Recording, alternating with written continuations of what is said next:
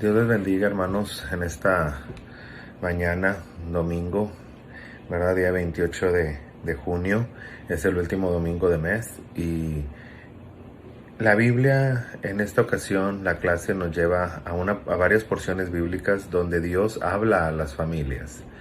Y esto es algo que nosotros debemos de considerar, puesto que hoy más que nunca necesitamos la palabra de Dios dentro de nuestras familias.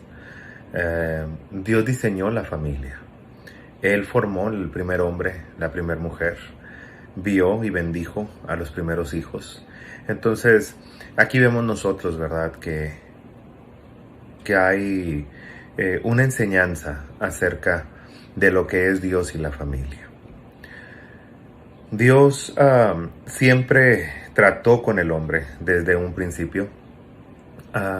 La bendición que Dios le dio al hombre y a la mujer cuando los creó. Dice, varón y hembra los creó y los bendijo y les dijo, multiplicaos, fructificad y multiplicaos. Que significa den fruto, ¿verdad? Pero también multiplíquense. Y el dar fruto, ¿verdad? Es enseñar lo que has aprendido a tus nuevas generaciones, enseñar las cosas de Dios, que demos frutos como personas y más adelante da multiplicarnos significa, ¿verdad? Pues sí, conllevar la unión conyugal y de esa manera que vengan a ser como resultado los hijos y estos hijos, ¿verdad? Que sigan adelante llevando la palabra, llevando el conocimiento.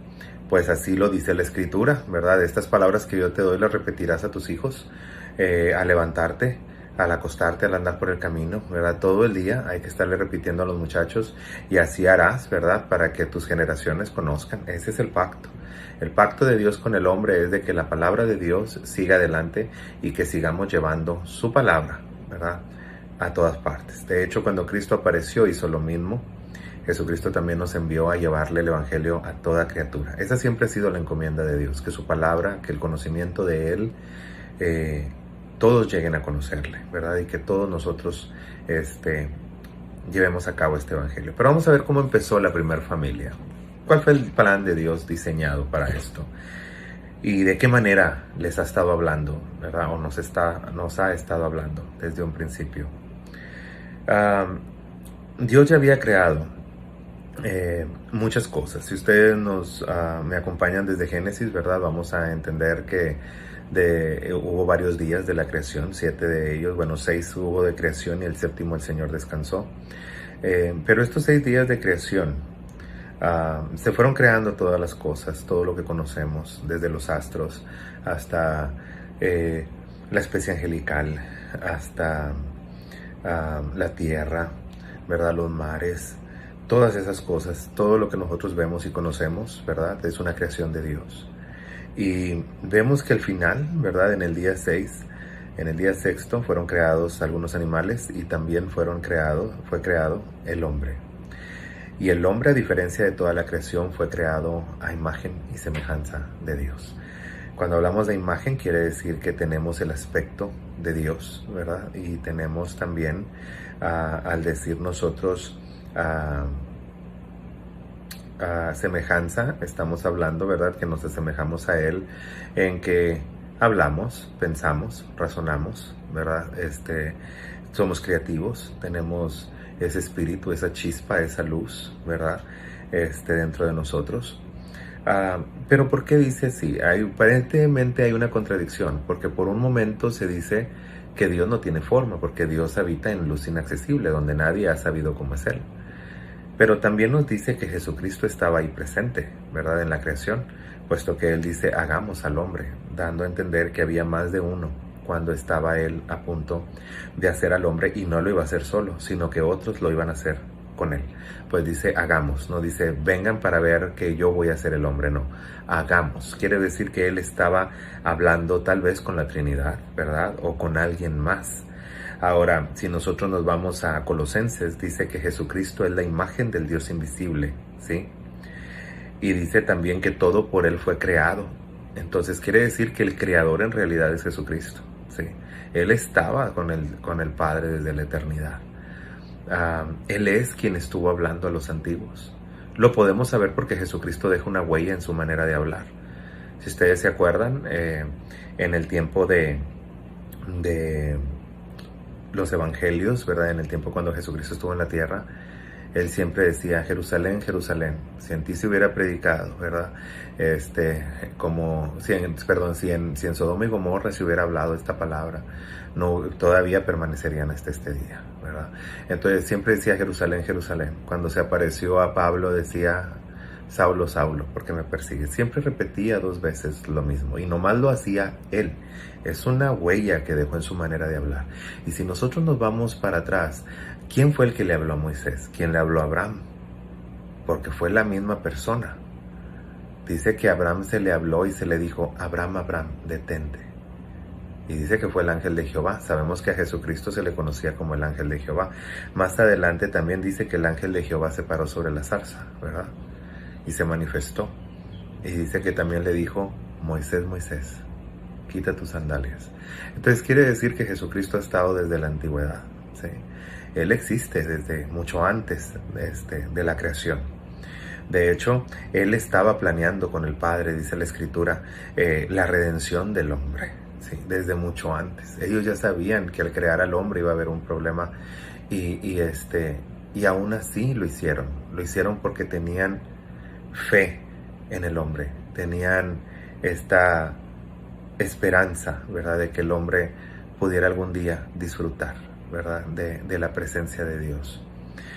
Vemos más adelante, ¿verdad?, en el día sexto, cuando todo fue creado ya, Dios creó al hombre y lo puso a labrar el campo. Dice que primero lo creó del polvo que estaba afuera, no estaba en el paraíso, no lo hizo de la tierra que estaba dentro del Edén, lo hizo de la tierra que estaba en el exterior. El Edén estaba aquí en la tierra, pero había un área en la cual Dios llamó Edén, en el cual donde Él lo hizo un jardín especial para que el hombre habitara, pero afuera había tierra, ¿sí? Afuera era la otra parte exterior de la tierra, en el cual del cual el hombre fue tomado, ¿verdad? De ahí fue creado, de ese polvo. Y se llama Adam porque Adam no solamente significa hombre en hebreo, sino que también viene de la raíz rojizo. Quiere decir que la tierra que se tomó, la vida de donde se creó Adán, era una tierra rojiza, ¿sí? Así como la tierra que hay en Zacatecas, como la tierra que hay en algunas zonas del país, ¿verdad?, donde la tierra es rojiza. Algunos se han pensado: ¿y sería piel roja? Su piel sería roja, sería de alguna manera. No lo sabemos. No lo sabemos porque en realidad toda la confusión, si nosotros leemos en el tiempo de Babel, aunque ese es otro tema, permítame salir un poquito del tema para aclarar esta confusión. Lo que fueron Adán y Eva hasta el tiempo de la gente de Babel era una sola raza, ¿sí? Toda la gente era igual, eran descendientes de Adán, y así como fueron creados Adán y Eva, así eran todos. No había diferentes razas, ni colores, ni diferente color de ojos, todos eran iguales. Cuando viene la confusión de Babel, si usted se fija bien y lee en los idiomas originales, no solo se confundió la lengua, ¿verdad? Hubo mucha confusión, y la palabra ahí en el original habla de que hubo cambios. Y cuando hablamos cambios estamos hablando de especie, ¿sí? A unos se les rasgaron los ojos, otros sus pies se tornaron blancas, otros oscuras, otros diferentes, ¿verdad? Entonces ahí hubo muchos cambios. Ahora, en cuanto a la piel oscura, ahí todavía es más profundo, pero no voy a ondear en ello, porque eso sí viene desde un poquito antes. Eso tiene que ver con Noé y sus descendientes, pero bueno, ya eso lo veremos en otra clase. Aquí la clase está tratando acerca de la creación del hombre y cómo Dios generó o hizo, ¿verdad?, la primera familia, formó la primera familia. Y fíjese todos los detalles, porque hasta este día seguimos los mismos detalles, no hemos cambiado mucho. Cuando Adán fue creado del polvo de afuera, ¿verdad?, del Edén. Dios lo invitó. La palabra ahí, como les he enseñado antes, es lech lecha, que significa ven, ¿verdad? Deja todo atrás y ven ven y mejórate, ¿verdad? Para que te mejores, para que tu vida cambie. Deja todo atrás, es lo que significa, ¿verdad? Deja eso atrás y ven a lo nuevo. Entonces Dios invitó al hombre a entrar en el huerto del Edén. Aunque la Biblia en Reina Valera dice lo puso, no, en el original dice lo invitó, ¿verdad? Lo invitó a entrar, porque Dios no nos forza a hacer nada. Dios nos invita siempre a hacer las cosas. Entonces lo invitó, el hombre viene al Edén, ¿verdad? No tenía que labrar, no tenía que hacer nada, pero sí tenía que sojuzgar. En otras palabras, Dios le dio trabajo, había que ponerle nombre a los animales, había que ponerle nombre a las plantas, había que ponerle nombres. Y si nosotros vemos el trabajo que Dios le diseñó a Adán, Adán tenía una inteligencia suprema. Ahora, si nosotros nos podemos a ver a que Dios le dijo, tienes que nombrar todos los animales, tienes que hacer esto, dice que sí, los animales algunos venían a él. Pero imagínate, hay animales que no podían venir a él porque no podían salir del océano y sin embargo él los nombró. Hay animales que habitan en mucha altura, donde tampoco no bajan a hasta la superficie de la tierra, y también los nombró a ellos. ¿Qué nos está diciendo? Que Adán era una persona superdotada. No estaba limitado ni por aire ni por viento. Él estaba desnudo. No lo sabía, pero estaba desnudo. Y el viento, el frío, la lluvia, nada lo dañaba. Nada lo podía dañar. Él vivía, ¿verdad? Y hizo su trabajo, estaba haciendo su trabajo. Pero dice que al final del día Dios lo vio solo. ¿Sí? Antes de finalizar ese día, porque no sabemos cuánto duraban los días en aquel entonces. Hay personas que dicen que es un día literal. Hay personas que dicen que como para Dios un año es como 1000 días, un día es como 1000 años. Puede ser que fueron como 1000 años, pero no sabemos en realidad. Lo que sí sabemos es que antes de finalizar el día, Dios vio que el hombre se sentía solo. Y que no era bueno que él estuviera solo, porque Adán veía cómo se apareaban los animales, cómo venía el toro con una vaca, cómo venía un perro con su perrita. Veía las parejas, veía cómo ellos tenían esa manera de cruzarse, ¿verdad? O de reproducirse, y cómo él no tenía esa ayuda idónea, ¿verdad? Una compañera con quien también procrear, con quien multiplicarse, con quien compartir, con quien andar junto. Entonces dice la Escritura que Dios vio estas cosas y dice que le pareció que no era bueno que el hombre estuviese solo. Y hasta la fecha, una mujer, si ustedes se dan cuenta, cuando llegan a enviudar, la mujer puede permanecer sola y sigue adelante, pero el hombre no. Hay hombres, ¿verdad? Sus excepciones, que sí lo hacen. Pero no es bueno que el hombre esté solo. El hombre no se sabe administrar en su casa. El hombre tiene su manera de ser, ¿verdad? Nosotros tenemos una manera de ser muy tosca, muy distinta. Nosotros llegamos de trabajar, queremos estar en la casa, queremos estar acostados, queremos estar descansando. Hay hombres que sí son activos, ¿verdad? Que sí llegan todavía a la casa, haciendo las actividades de la casa.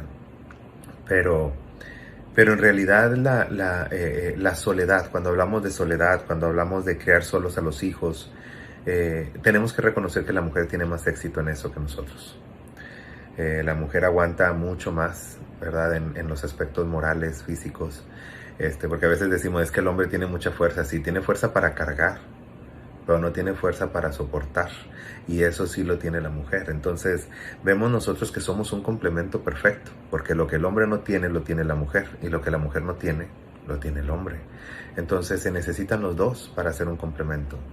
De hecho, en el original hebreo encontramos que el hombre nomás es la mitad espiritualmente, hasta que no conoce a su mujer, para volver a ser uno solo. Quiere decir que el hombre solamente goza de la mitad de sus bienes espirituales, la mitad de sus bendiciones, hasta que conoce a su mujer. Entonces ya conoce el 100% de sus bendiciones. Dios nos ordena a tratar bien a nuestras mujeres, para que nuestras oraciones sean contestadas. Usted sabía que eso no se lo dice la mujer. La mujer puede orar y no hay problema, pero si el hombre trata mal a su mujer, sus oraciones no son contestadas. Y eso lo dice Pedro. Fíjese bien, hay que leer la Biblia. Más adelante nos dice también en la creación, y es donde vamos a ondear en la clase, que Dios creó, ¿verdad?, a la primer familia. Viene Eva, Cuando la ve a Adán, la mira y le dice, esta será varona, llamada varona porque del hombre o del varón es tomada. Entonces dice la Biblia solamente que Dios hizo, ¿verdad?, a la mujer de una costilla del hombre, ¿verdad? La separó, ¿verdad? La extrajo del cuerpo del hombre. Hay muchas especulaciones en esto. Muchos dicen que es una costilla, otros dicen que pudieron haber sido siameses, ¿verdad? Y que Dios tuvo que ahí separarlos. En realidad no se sabe. La Biblia nomás habla que de la costilla del hombre. Dice la Biblia, si nos vamos más a profundo en hebreo, dice que la tomó, ¿verdad?, de la carne del hombre, del interior de su carne, en otras palabras, de su esencia, la tomó a ella. Entonces, la tomó de las costillas, ¿verdad? De una costilla del hombre. Entonces nosotros ahí vemos cómo Dios diseñó, ¿verdad? Dios conoce nuestro cuerpo, Él sabe cómo operar. Así que todos esos hombres que son cirujanos, pues esa inteligencia la heredaron de Dios, ¿verdad? Porque Dios fue el primer cirujano. Dios fue el primero que hizo una operación. Dios fue el primero que hizo y moldeó, ¿verdad?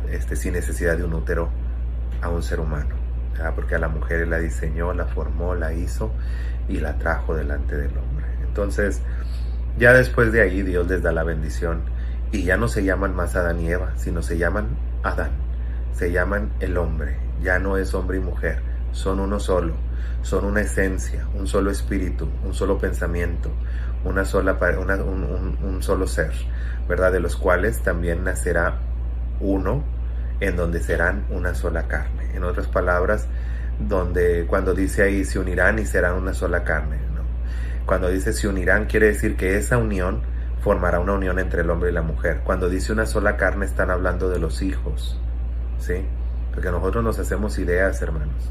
Una persona viene y dice algo y de ahí hacemos una doctrina. Hay que estudiar, hay que leer cómo son las cosas y cómo es el idioma original, cuál es el carácter original de la palabra para que nosotros podamos entender. Ahí el carácter original no dice que somos una sola carne porque ya el hombre y la mujer son una sola carne, no. La unión, dice, el hombre por tanto dejará a su padre y a su madre y se unirá a su mujer. Y ellos formarán. Oiga lo que dice, formarán. No dice ellos se convertirán en una sola carne, no. Formarán. Por eso tenemos que tener atención, ¿sí? Poner atención. Cuando dice el hombre y la mujer se unirán, ahí ya se une el espíritu. Esa unión es el coito sexual, ¿sí? Es la unión sexual.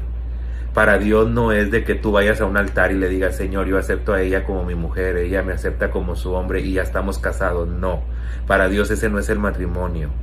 Para Dios el matrimonio es el sexo. Cuando se unen sexualmente, ese es el matrimonio. Por eso Dios repudia y aborrece la fornicación y el adulterio. Porque no debe existir el adulterio ni la fornicación, porque te estás uniendo, te estás casando con otras personas delante de los ojos de Dios.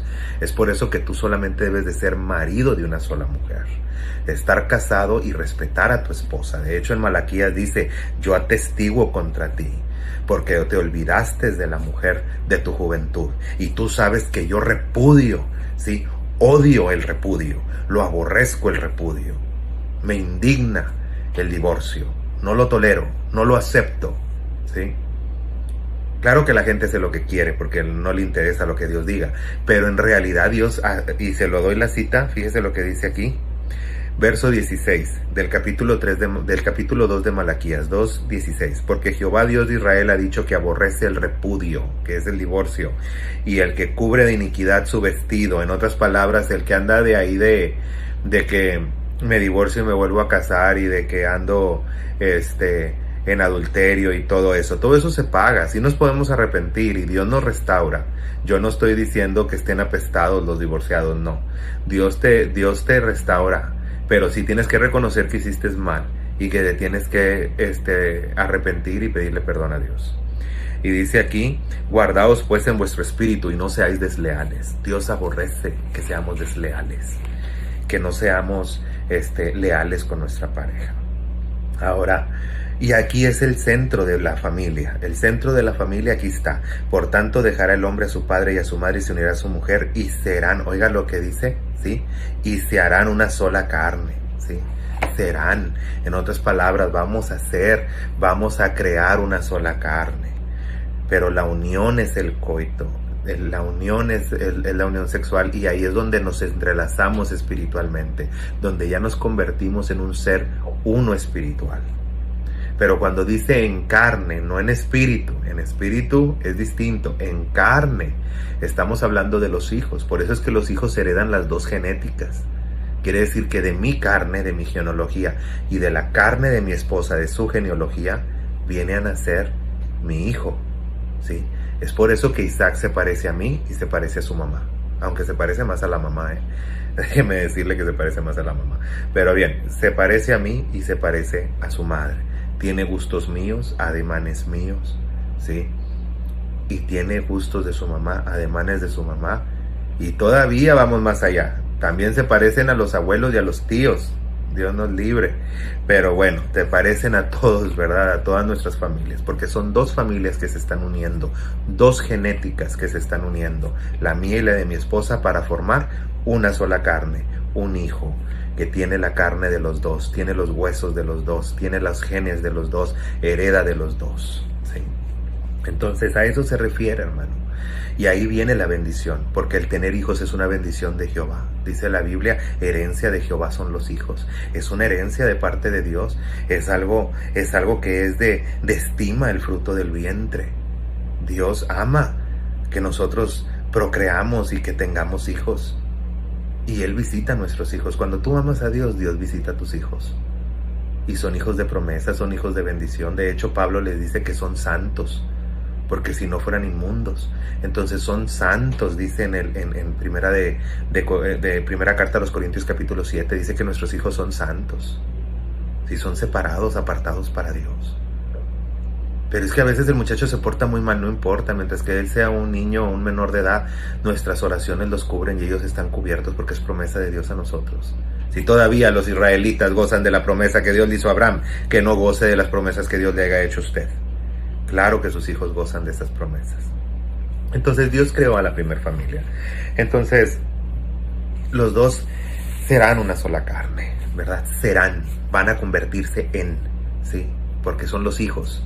Bien, entonces aquí nos dice, ¿verdad? Que la unión es lo que une a la pareja. Esta unión, el hombre dejará a su padre y se unirá. Aquí hay dos palabras claves, se unirá, unir.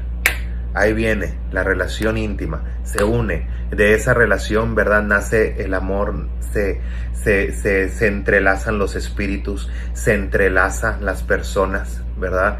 Empiezan a ser mi mitad espiritual y la otra mitad espiritual. O como decimos en nuestro vocabulario, mi media naranja, aquí está, ¿verdad? Ya estamos entrelazados. Y lo que Dios ha unido aquí, la mano de Dios, no lo separa el hombre. No lo separa el hombre. No lo puede separar ni usted, ni su esposa. No lo puede separar nadie. La Biblia solamente nos llama que cuando una persona de estos muere, entonces el otro es libre para casarse. Sin ningún problema. Y seguir adelante con la misma bendición. Pero no antes. Porque de lo contrario se llama adulterio. Y nosotros estamos metiendo a otra familia. Haga de cuenta que estos somos nosotros dos. Nuestro matrimonio. Cuando usted es promiscuo, usted hace esto. Usted hace esto. Y usted ya mire, todo esto está abrazando a una sola persona, que es su esposa o su esposo.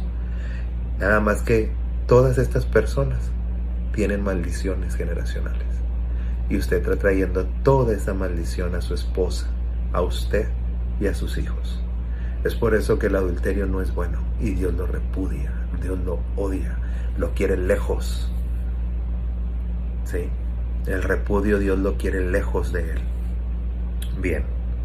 Entonces aquí vemos nosotros, ¿verdad?, cómo así se formarían. Ahora, ¿qué responsabilidad tenemos nosotros ahora que hemos formado un hogar? Ahora que hemos estado, bien, pues eso nos va a llevar a Deuteronomio. ¿Por qué no nos vamos al capítulo 11? Fíjese lo que dice Deuteronomio capítulo 11. Pero antes de leer Deuteronomio capítulo 11, tenemos una responsabilidad. Bueno, vamos a leer el 11, no vamos a alterar el orden de la clase. Y ahorita les voy a decir la responsabilidad que tenemos. Fíjese el capítulo 11. 11 dice lo siguiente. 11:18 nos dice lo siguiente. Por tanto, Padre, por tanto pondréis estas mis palabras en vuestro corazón y en vuestra alma, y las ataréis como señal en vuestra mano, y serán por frontales en vuestros ojos. Y las enseñarás a vuestros hijos, hablando de ellas cuando te sientes en tu casa, cuando andes por el camino, cuando te acuestes y cuando te levantes, y las escribirás en los postes de tu casa y en tus puertas, para que sean vuestros días y los días de vuestros hijos tan numerosos sobre la tierra, que Jehová juró a vuestros padres que les había de dar, como los días de los cielos sobre la tierra. ¿Qué quiere decir eso? Quiere decir que esta es una palabra repetitiva del capítulo 6. Fíjese lo que dice el capítulo 6 de Deuteronomio, el cual nosotros, como coherederos en Cristo de las promesas, somos coherederos también de las enseñanzas. En otras palabras, si aquí en el pasado dice no matarás, tú no debes de matar. Si dice no adulterarás, en otras palabras,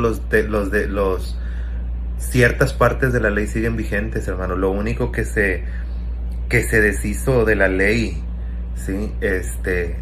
Como lo habíamos explicado en otra clase, cuando Santiago tuvo esa revelación tan maravillosa de parte de Dios en el capítulo 15 del libro de los Hechos, cuando habla acerca de qué vamos a respetar de la ley.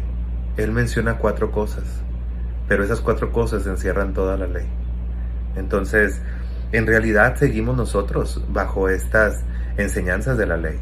No estamos bajo la ley en el aspecto de bajo la maldición de la ley, porque tenemos a Cristo como nuestro Salvador, porque la ley dice que el que no la cumpliera tenía que sacrificar, y si el sacrificio no era acepto, entonces los pecados no eran redimidos y la gente era rea de muerte.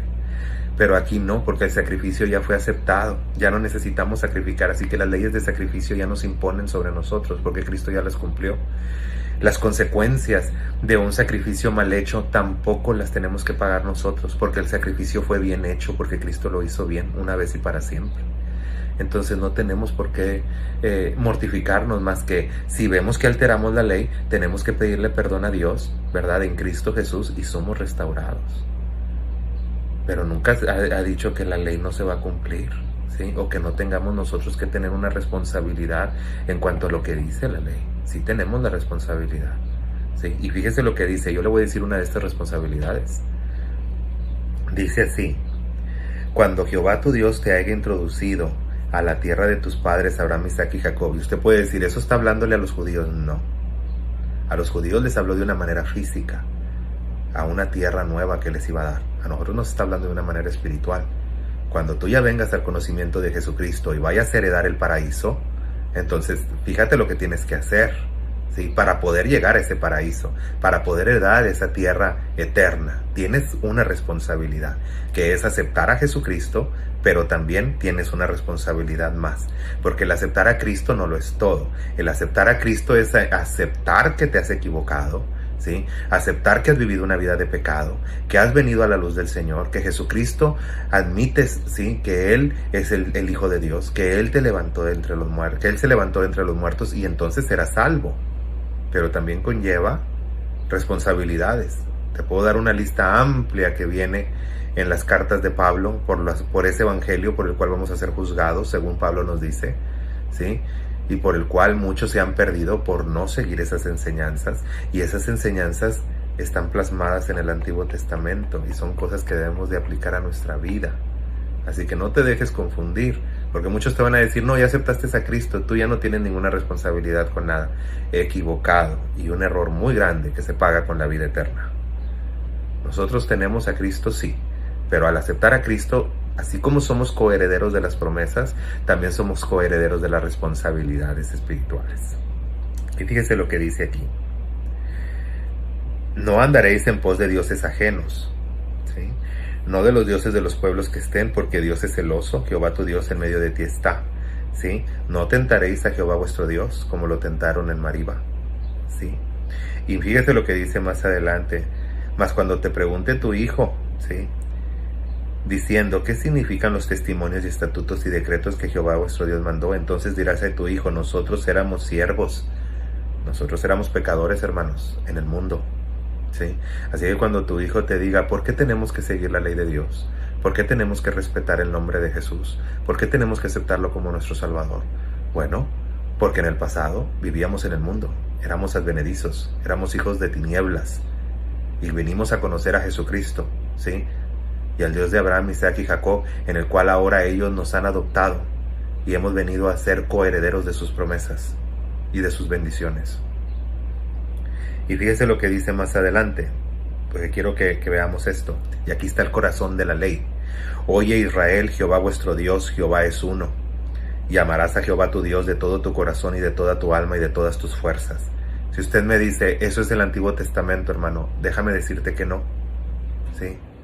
Jesucristo le preguntó a uno de los más altos del Sanedrín y le dijo, ¿cuál es el reino de los cielos? ¿Cuál es el corazón de Dios? Y él dijo, amarás al Señor tu Dios con todo este versículo que te acabo de decir, y amarás a Jehová tu Dios de todo tu corazón. Y le dijo, no estás lejos del reino de los cielos, pero te voy a dar uno más. Ama a tu prójimo como a ti mismo. Y ahí se encierra la ley y los profetas. Entonces sí somos responsables. Si alguien no te lo había dicho, déjame decirte que sí eres responsable. Ya te lo dije yo. Fíjate lo que dice aquí más adelante. Y estas palabras que te mando hoy estarán sobre tu corazón. Siempre van a estar en ti, en tu mente, en tu corazón. Las repetirás a tus hijos y las hablarás de ellas estando en tu casa. Es por eso que oramos a la hora de comer. Es por eso que mientras que estamos con nuestros hijos debemos de hablarles de Cristo, de Dios. Y andando por el camino y al acostarte y cuando te levantes, y las atarás como señal a tu mano y estarán como frontales en medio de tus ojos. Claro que los judíos llevaron esto un poco más allá y ahí andan con el cuadrito aquí y andan con la hilaza aquí. No. Aquí está hablándonos simbólicamente a nosotros los hijos de Dios. Nos está hablando, ¿sí? Nosotros como cristianos, que debe de estar en nuestra mente, deben de estar en nuestras fuerzas. Recordar que nuestras fuerzas vienen de Él y del amor que tenemos por Él, del respeto que le debemos a Dios y el temor que le debemos. Que debe de estar sus palabras en nuestra mente, en nuestro corazón, todo el tiempo. Y dice, y fíjate por qué dice esto, cuando Jehová te haya introducido a esta bendición, ahora que has venido a Cristo, ¿sí? Dice, y que empiecen a salirte las cosas bien, cuando ya estés en el Señor y empieces a gozar de estas bendiciones, ¿sí? Cuando empieces a recibir bendiciones de lo alto, que tú sepas que no es por tu fuerza, no es por tu inteligencia, sino que es porque es la bendición de Dios que te está persiguiendo, te está alcanzando. Fíjate lo que dice aquí, cuídate de no olvidarte de Jehová tu Dios. Tú como familia, cuídate de no olvidarte. Porque Dios nos bendice, hermano. Él nos ama y nos bendice. Y bendice a tus hijos, te bendice a ti. Bendice tu casa, bendice tu trabajo, tu negocio. Todo de ti lo bendice. Pero cuando nos empieza a ir muy bien, nos empezamos a olvidar de Él. Y dice la Escritura, cuídate de no olvidarte. Porque aquel que te dio todo en un día, en un solo día, también te lo quita. Es por eso que el temor de Dios siempre tiene que estar en nosotros. Ahora la iglesia ya no le teme a Dios. La iglesia dice, no, Dios me ama, Dios no me va a castigar. ¡Qué grave error! Dios me ama, Él no me va a mandar al infierno. ¡Súper grave error! ¿Sí? La Escritura habla más del infierno que del cielo. La Escritura habla de que el infierno es un lugar real, ¿sí? Jesucristo menciona más ese lugar que lo que menciona la tierra prometida allá en el cielo.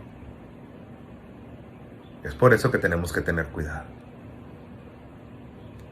Y dice la Escritura que debemos de cuidarnos, de no pasar por alto el temor de Dios.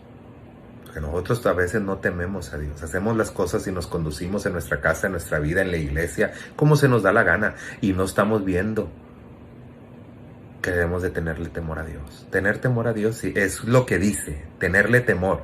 Temor a que me va a destruir, temor a que me puede quitar, temor a que me puede hacer un daño. ¿Cuántas veces no les he leído el Salmo? ¿Sí? Estas cosas hiciste y yo he callado. Pensabas que yo era como tú porque no te decía nada, pero te reprenderé y las pondré delante de tus ojos. Piensen en esto los que se olvidan, ¿sí? De Jehová, ¿sí? No vaya a ser que Él enojado venga y los despedace y no haya quien los libre de su mano. Y tú dices, bueno hermano, eso es el Antiguo Testamento. ¿Nuevo Testamento? Excelente. Hebreos dice que si tú descuidas esta salvación tan grande, hablando de que te brincas por todo esto que te estoy enseñando, dice la Escritura que ya no hay más salvación para ti, sino una horrenda expectación de juicio, en un hervor, en un lago de fuego. ¿Sí? Es real. Es real. Jesucristo dice que todos los que no aceptan su testimonio, todos los que no han entendido esta verdad, dice la Escritura, el que cree en el Hijo ya es salvo, el que no ya es condenado por no haber creído. Y creer no significa, sí, creo que Él es Jesús. No. Creer significa, creo que es Jesús y sé lo que representa y voy a respetar lo que representa. Si Él me está diciendo, ama a tu prójimo como a ti mismo, lo voy a amar porque eso es creer en Él. Si Él me dice, amarás al Señor con todo tu corazón, lo debo de amar, pero amar a Dios con todo mi corazón conlleva cumplir todos sus estatutos y preceptos. Porque si no, entonces no lo estoy amando. Y si no lo amo, hay una horrenda, sí, una horrenda expectación de juicio, donde el gusano no muere, el fuego no se apaga y donde son atormentados por los siglos de los siglos. Le sigo. ¿Qué más necesita que le convenza? Citas bíblicas se las doy ahorita mismo. Necesitamos aprender a que nuestra familia la debemos de educar de una manera cristiana y de una manera con una doctrina sana. Y la doctrina está plasmada en las cartas de Pablo.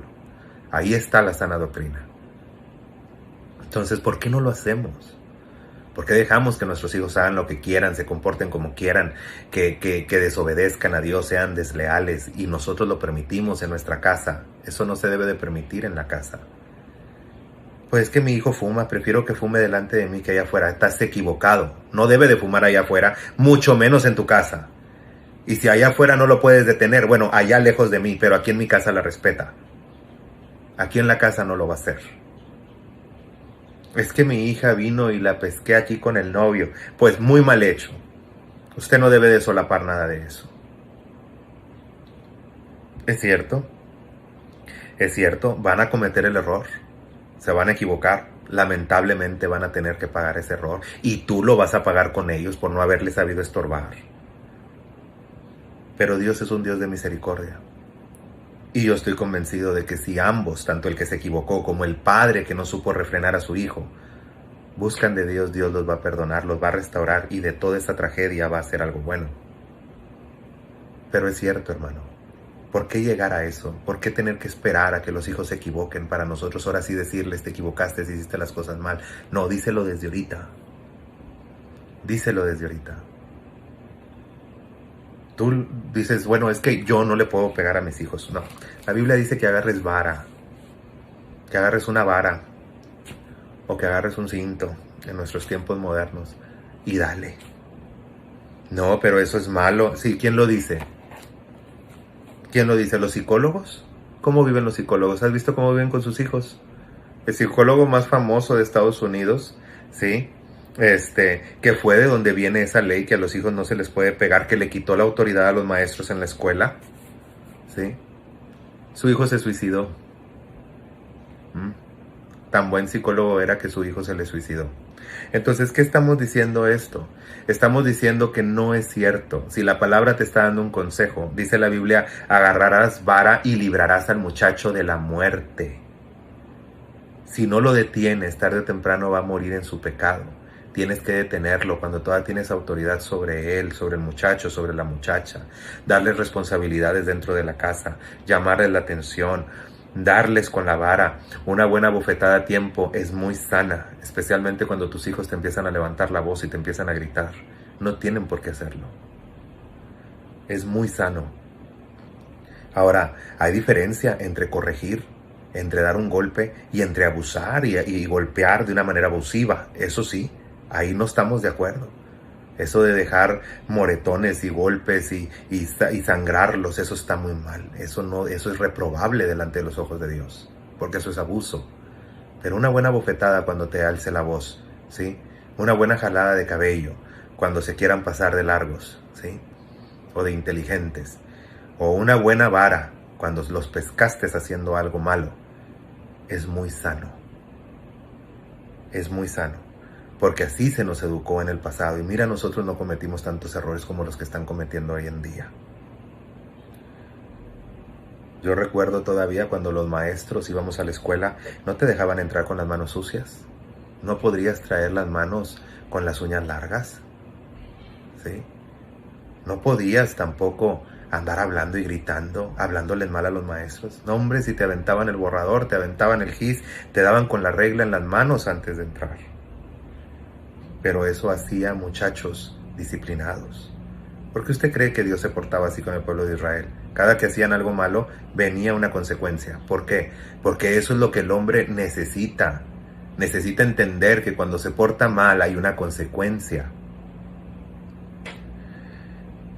Ahora tú sabes cómo tú le vas a pegar a tu hijo cuando le estás dando una nalgada, cuando le estás dando una bofetada, cuando le estás dando un cintarazo. Tú sabes cómo lo estás haciendo. Tú lo haces con amor. Tú te detienes, no lo estás lastimando. Tú le estás corrigiendo, sí, pero no lastimándolo. ¿Qué va a pasar el día de mañana si no lo haces? Yo te voy a decir que era mejor un cintarazo ahorita que los macanazos de los policías y que ahora hasta los están matando. Es mejor, ¿sí?, una bofetada ahorita a que luego afuera se anden matando. Porque todo pecado no corregido, hermano, conlleva la muerte, conlleva la destrucción, a la infelicidad. Es por eso que debemos de corregir el pecado, especialmente en nuestras familias. No se deben de perder los buenos valores. Los hijos todavía deberían de ser respetuosos con los padres. Los padres amonestar a sus hijos, pero tampoco no abusar. Que haya armonía en la casa, que todavía se use, que de perdido 1 o 2 veces por semana toda la familia se reúna en la casa para comer todos juntos, para pasar un momento agradable, para hablar de Dios. Todas esas cosas son buenas, hermano. Eduque a sus hijos a que amen a ir a la iglesia, el que ame el congregarse, todas esas cosas, porque son buenas. Es mejor que su hijo se junte con otras personas cristianas, a que ande buscando sus propias amistades por fuera. Bien, vamos al siguiente punto. Dice la Escritura, ya con el último punto, es en Efesios. Y esto lo vamos a ver, ¿verdad?, en la sumisión mutua y en la dirección para los hijos. Efesios 5:21. Y fíjese lo que dice aquí. Efesios 5:21. Vamos para Efesios. Fíjese lo que dice aquí. 5:21 nos dice lo siguiente: someteos unos a otros en el temor de Dios. Las casadas estén sujetas a sus propios maridos como al Señor. Porque el marido es cabeza de la mujer, así como Cristo es la cabeza de la iglesia, la cual es su cuerpo y Él es su Salvador. Así que como la iglesia está sujeta a Cristo, así también las casadas lo estén a sus maridos en todo. Maridos, amad a vuestras mujeres, así como Cristo amó a la iglesia y se entregó a sí mismo por ella, para santificarla, habiéndola purificado en el lavamiento del agua para la palabra, a fin de presentársela a sí mismo una iglesia gloriosa, que no tuviese mancha ni arruga ni cosa semejante, sino que fuese santa y sin mancha. Así también los maridos deben amar a sus mujeres como a sus mismos cuerpos, porque el que ama a su mujer, a sí mismo se ama. Nadie aborreció jamás a su propia carne, sino que la sustenta y la cuida, como también Cristo a la iglesia, porque somos miembros los de un cuerpo, de su carne y de sus huesos. Por esto dejará el hombre a su padre y a su madre y se unirá a su mujer, y los dos serán una sola carne. Grande es este misterio, mas yo digo esto respecto a Cristo y la iglesia. Por lo demás, cada uno de vosotros se ame también a su mujer como a sí mismo, y la mujer respete a su marido. Qué cosa tan bonita, ¿verdad? Y sabe qué, que esto no se forza. Usted sabía que cuando usted varón, le estoy hablando a usted varón, ¿sabía usted cuando usted busca de Dios, cuando usted ama a Dios, su mujer se somete automáticamente? Cuando usted ora por ella. ¿Sabe por qué? Porque la mujer se revela, la mujer ama. Una mujer enamorada siempre va a amar a su marido, lo va a respetar. Pero cuando la mujer ama y el hombre no cumple, sino que el hombre anda ya engañándola y la maltrata, la golpea, la abusa verbalmente, físicamente, la humilla, ese amor de esa mujer se va acabando y la mujer se empieza a rebelar. Pero cuando la mujer ama y el hombre la ama, cuando el hombre la respeta, Claro, el hombre tiene que tener su carácter, un carácter firme, donde la mujer sabe que una vez que él ya tomó una decisión, ella tiene que respetarla. Cuando el hombre tiene su carácter firme, domina bien su casa, ¿sí? Con respeto, porque no se domina tampoco con el abuso, se domina con respeto, con el temor, ¿sí? Porque así como nosotros tememos a Dios, la familia debe guardar ese temor los hijos a sus padres, la mujer guardarle ese respeto a su marido.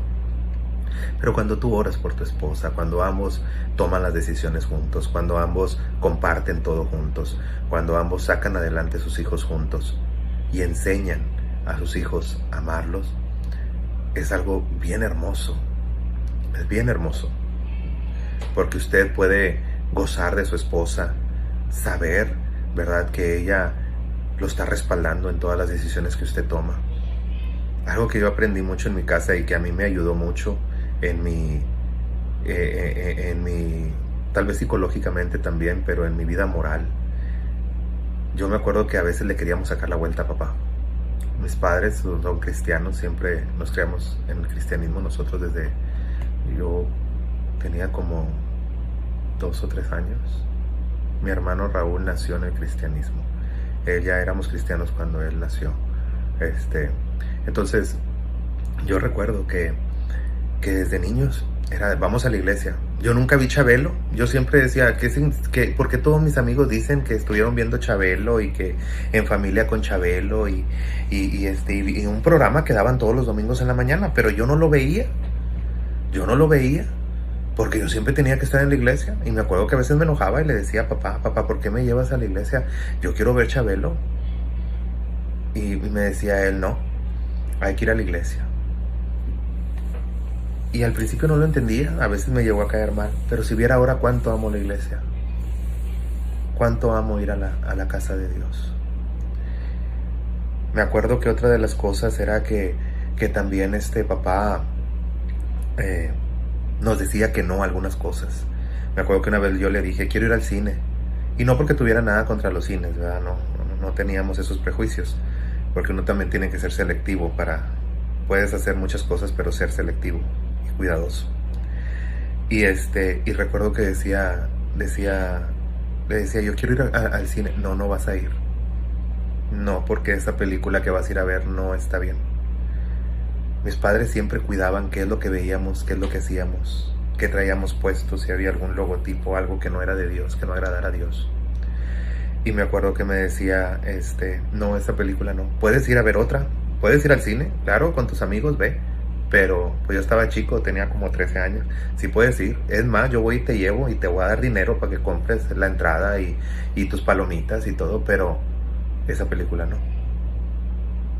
Y yo me acuerdo que le decía a mamá, le voy a decir a papá que voy a ir a ver otra película. Pero en realidad voy a ver esa, porque es la que queremos ver mis amigos y yo.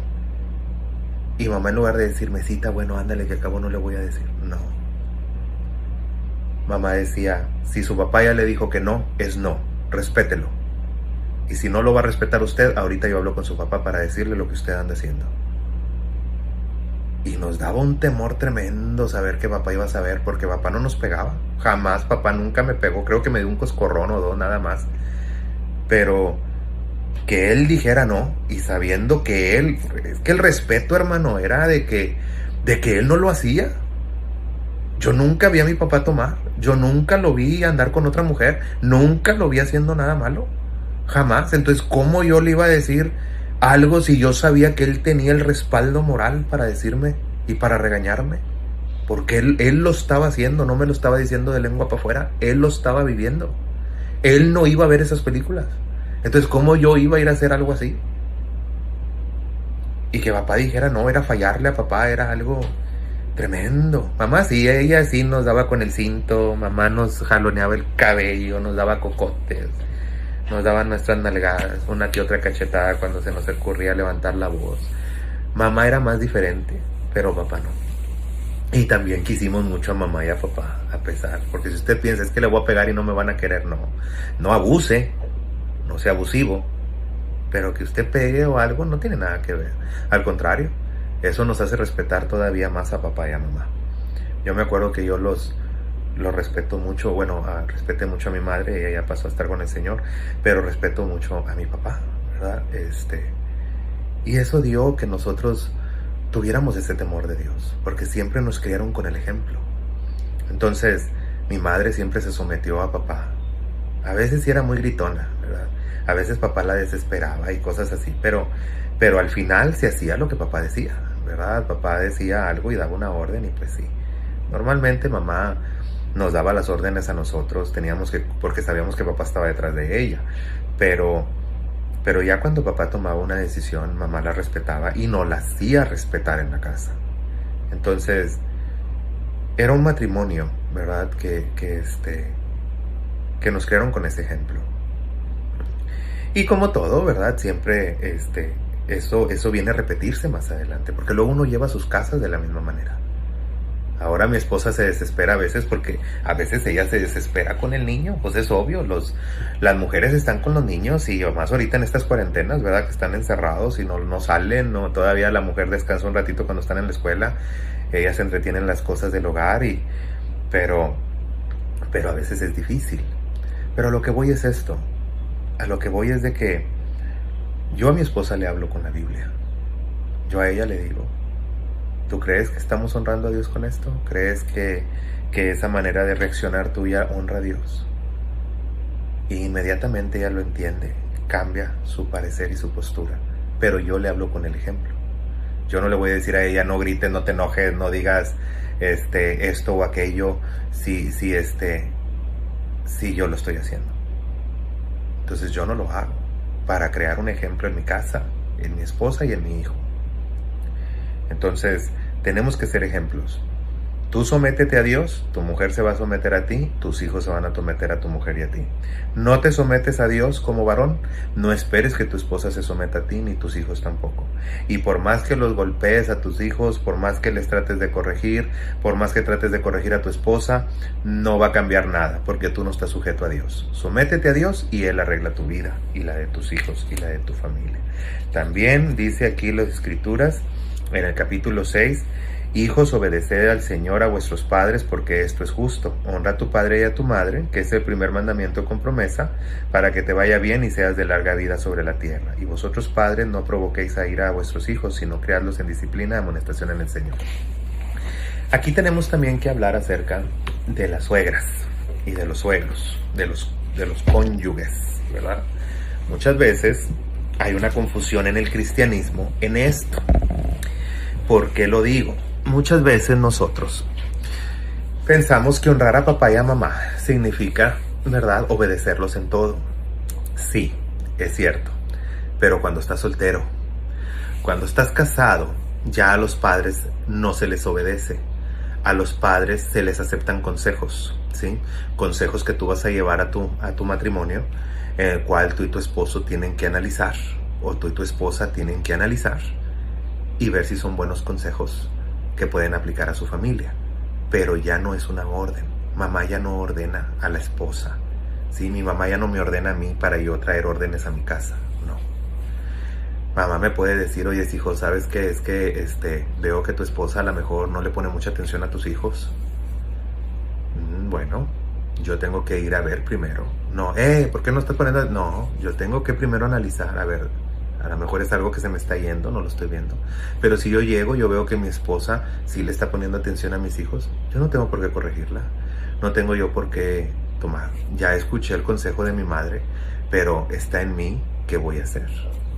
¿Sí? La decisión la tomo yo, no la va a tomar mi madre por mí. ¿Sí? Yo tengo que checar y verificar que eso es cierto.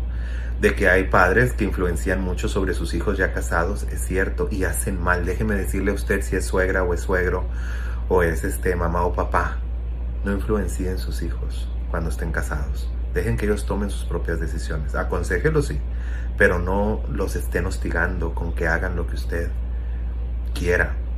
Usted le puede decir a su hijo, oye, hijo, trata de llevar las cosas de esta manera. Ok, ya lo dijo. Pero usted ve que el hijo no lo hace y ahí está sas y sas. Y no lo has hecho y no lo has hecho. No, señor. Porque no es una orden, es un consejo. Ya se lo dio, si él lo va a hacer, qué bueno, si no lo va a hacer, usted no se meta. Lo más sano es que los suegros y los padres no se metan en la relación de una pareja, ¿sí? Dice la Biblia que ya dejó a su padre y a su madre, tanto la mujer como el hombre. Ya dejaron a sus padres y a sus madres y ya estuvo, ¿sí? Usted es responsable. Usted y su esposa son los únicos responsables por guiar a sus hijos y guiar ese matrimonio. Y no se preocupe, como matrimonio vamos a tener altas y bajas, nos vamos a equivocar, vamos a cometer errores, vamos a tener aciertos, pero nosotros vamos a cargar las responsabilidades de nuestras decisiones, ¿sí? Recuerde, los padres, los suegros están para orientar, para aconsejar, mas no para tomar decisiones en nuestro matrimonio. En nuestro matrimonio decido solamente yo y mi mujer. Eso es todo. Nadie más. Y es algo que, óigalo bien también, varón, usted no toma todas las decisiones solo. Usted puede proponer decisiones, la mujer también, pero las decisiones se toman juntos. Incluso en el ministerio, ¿sabía usted? Yo antes de casarme con mi esposa, yo le dije, yo soy ministro. ¿Aceptas ese ministerio? Porque si no, entonces el que tiene que aceptar soy yo, o me caso sabiendo que ya no voy a ejercer el ministerio, o sigo ejerciendo mi ministerio y no me caso. ¿Sí? Pero es una decisión que yo tengo que tomar antes de casarme. Pero si ya estamos casados, venimos a Cristo juntos, y ahora viene el ministerio, usted no se manda solo, ni su esposa se manda sola. Ustedes dos tienen que llegar a un común acuerdo. Si Dios los está llamando a los dos, porque usted no me va a decir, es que Dios me está llamando a mí al ministerio, no es cierto. Si Dios te está llamando a ti, también está llamando a tu esposa. Si Dios está llamando a tu esposa, también está llamando a tu esposo. Porque ya los dos son una unión, ¿sí? Ya están unidos. Y uno no puede hacer sin que el otro lo haga. Si no estamos contradiciendo la Biblia, no hay temor de Dios y ese ministerio no es de Dios, ¿sí? Entonces tenemos que ubicarnos, hermano. Tenemos que leer la Biblia para quitarnos todas esas fábulas y todas esas ideas y todo lo que vino y dijo este pastor y dijo aquel. No, léalo, lo que le estén enseñando en la Biblia, y vengan y le digan, y vengan y le prediquen. Usted tiene que estar leyendo que lo que le están diciendo es bíblico, para que usted sepa escuchar a Dios, porque a Dios se le escucha a través de la palabra de Dios, de su palabra. Entonces, hágalo, hermano. Busque a Dios para su familia. Hoy más que nunca necesitamos a Dios en nuestra familia. Busque de Él y críe a sus hijos en toda amonestación, que sean mansos, que sean obedientes, que sean prudentes, que seamos todos, ¿verdad? Familias que tememos a Dios, ¿verdad? En el pasado, las familias que le temían a Dios, ¿verdad? Eran bien vistas, y hasta la fecha una familia que teme a Dios, que tiene otra educación, porque la palabra de Dios te educa de una manera distinta, son personas que sirven a la comunidad, personas que ayudan a sus semejantes, personas piadosas, ¿sí? Entonces busquemos a Dios, hermano, busquémonos para nuestra familia, amemos a nuestras esposas, amemos a nuestros esposos, ¿sí? Mujer, sométete a tu esposo. No, es que él me dice, yo quiero ir a la iglesia y él no me deja. No vayas, no hay ningún problema. Tú solamente ora a Dios. Tú dile a Dios, Señor, tú sabes el amor que yo siento por ti, el deseo que yo tengo ganas de ir a la iglesia. Cambia el corazón de este hombre. Y Dios lo va a hacer. Pero no me salga con que usted como quiera se va, que acabo el que no es capaz de dejar esposo, hijo, hija, si por el Señor no es digno de mí. Eso es una mala aplicación de la palabra, no está hablando de eso. Y si usted está hablando de eso, pues déjeme decirle que está cometiendo un error, ¿sí? Dice Pablo que mientras que el incrédulo o la incrédula deseen permanecer a tu lado, entonces permanece a su lado, ¿sí? Entonces, si él sabiendo o ella sabiendo que eres cristiano o cristiana, así te aceptan, tú sigues en el cristianismo, yo no te estorbo, adelante, porque es tu esposo. Y primero viene eso antes que el divorcio. El divorcio es el último y super último recurso, porque acuérdese que Dios aborrece el divorcio. Así que cuidado, hermano, cuidado. Cría a su familia en amonestación. Y si usted ya pasó por un divorcio, por a lo mejor por alguna necesidad, algún problema, alguna situación, no es para juzgarse, pero pídale perdón a Dios por ese desacierto, aunque usted no haya tenido la culpa, a lo mejor a usted lo engañaron y pues se fueron con otro y pues ni modo que yo siga ahí. Es cierto, hay cosas que no se pueden evitar, ni modo, ¿verdad? No dependió de uno, depende de la otra persona. Pero en lo que dependa y concierne a nosotros, tratemos siempre de mantener nuestro matrimonio. Ya si es imposible, bueno, pues el incrédulo se va a separar y se va a ir, ni modo, ¿qué le puedo hacer yo? Pero pídale perdón a Dios. Pídale perdón por su pareja que no supo hacer las cosas bien. Pídale perdón por usted. Dígale al Señor que le restaure. Porque todo divorcio, por más bendición que creamos nosotros que es un fracaso. Y le voy a decir por qué. Porque cuando caminamos a ese altar y vamos ilusionados, enamorados, y vamos con las ganas de durar para toda la vida. Y ese fue un proyecto, un plan que se elaboró. Y si no se supo llevar a cabo, o no se pudo llevar a cabo, o uno de los dos no lo quiso llevar a cabo, entonces sigue siendo un fracaso, porque no se logró el objetivo. Pero no importa, no se quede ahí tirado, levántese, pídale a Dios que le restaure y siga adelante. Pero que no sea porque nosotros lo provocamos o lo deseamos, sea porque no hubo otra elección. Y busquemos de Dios para que nuestras familias sean íntegras, que los padres lleguen a viejos juntos, que los hijos vean esos buenos ejemplos en la casa para que también formen hogares sólidos más adelante. Dios les bendiga, les amo mucho en el Señor y nos vemos la próxima clase. Dios les bendiga.